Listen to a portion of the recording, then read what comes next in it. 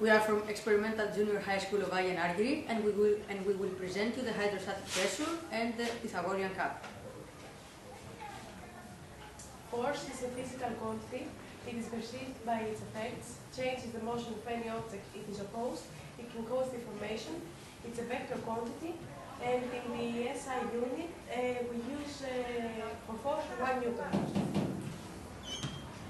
Another physical quantity is pressure. Pressure is called the force applied vertical to the surface of an object per unit area over which that force is distributed.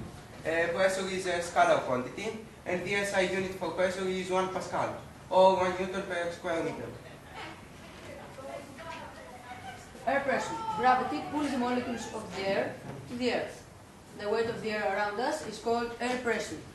The air pressure is the same to all the directions. Pressure is power per unit of accretion. So the first time who calculated the air pressure was Kelly. He filled a tube with mercury and he turned it in a bowl. So he noticed that the mercury stopped at a certain point in the tube. And he came up with a conclusion. The pressure exerted by the mercury of the tube is equal to the pressure exerted by the air on the bowl.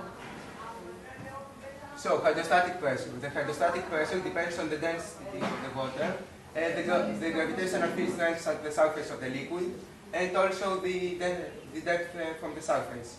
Static fluid pressure does not depend on the shape, total mass, or surface area of the liquid.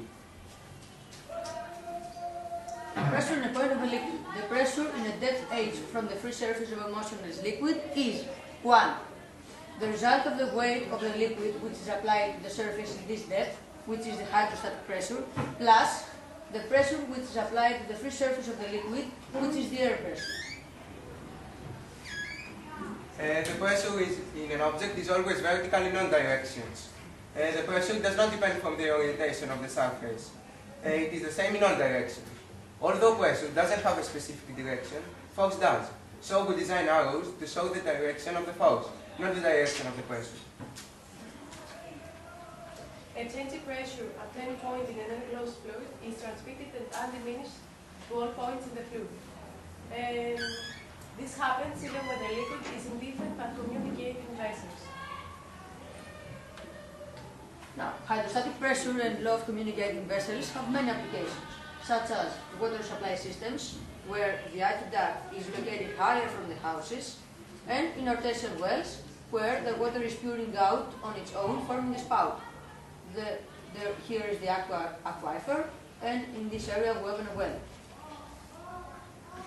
Another application of the hydrostatic pressure is in dams. Since we know that the bigger the depth is, the bigger the pressure gets, we build the dams in a specific way so as they are bigger in the bottom. Now, another application of hydrostatic pressure is the cup of Pythagoras, or known as a fair cup, which is a system of interns of overflowing. We can liken the shape of the tube to a drinking straw which we have vented enough.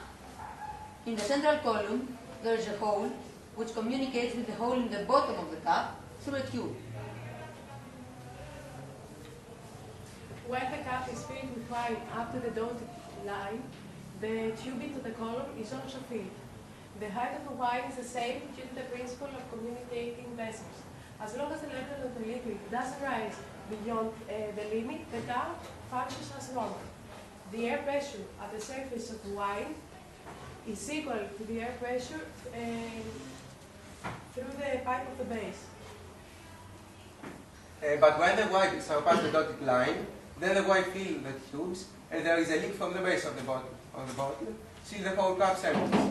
This phenomenon is called siphonic effect, and this mechanism that the Pythagorean cup is, we call it a drain. In this case, the atmospheric pressure on the outer surface of the liquid remains constant, and the one from the base is eliminated.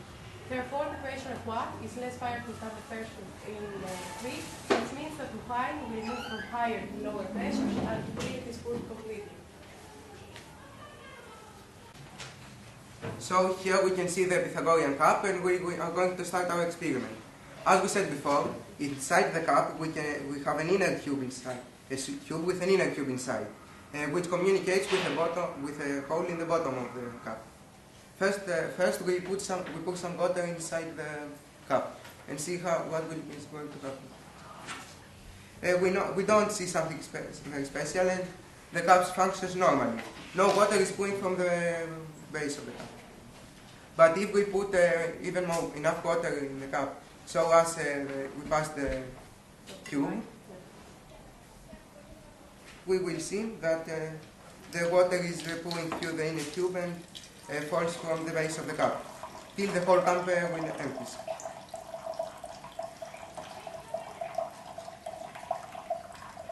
And this will continue till all the whole cup empties. Now let's see how we can build our own Pythagorean cup with a cup of glass and a drinking straw. First, we have opened a hole in this area and we have passed the drinking straw, which we have bent enough so that it looks to the bottom of the cup. Also, we have sealed hermetically the drinking straw and the hole with some silicone. And then we have cut the drinking straw that remains. So let's test it. We will again put some water in but not pass the straw. We don't see if something happens. But if we put enough water, even more water, we will see like before that the water will start dropping from the bottom. And this will continue till the whole cup empties.